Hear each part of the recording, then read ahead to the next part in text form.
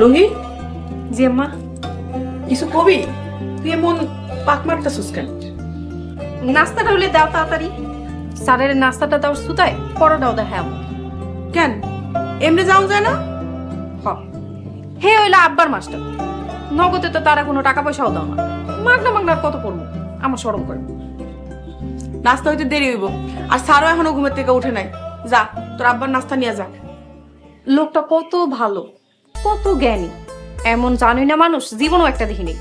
মাখন ভাইয়ের বিষয়টাই দেখো, এক তুড়িতে কেমনে ভালো করে দিল। এইরকম একটা মানুষ দেশের সম্পদ, সমাজের সম্পদ। যেই গ্রামে থাকবো সেই গ্রামেরই ভালো হইব, যেই বাড়িতে থাকবো সেই বাড়িরও ভালো হইব। কথাটা ঠিকই কইছস, মাস্টার চইলে গেলে বাড়িটা একবারে খালি খালি লাগবো। একদম ঠিক কইছ আম্মা। আমার যদি একটা বোন থাকতো, স্যারের তার লগে বিয়া দিয়া সারা জীবনে বাড়িতে রাইখা দিতাম।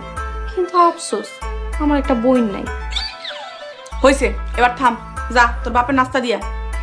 আহারে, এরকম একটা জ্ঞানী মানুষকে ইচ্ছা থাকলেও ধরে রাখার উপায় নেই। আহারে।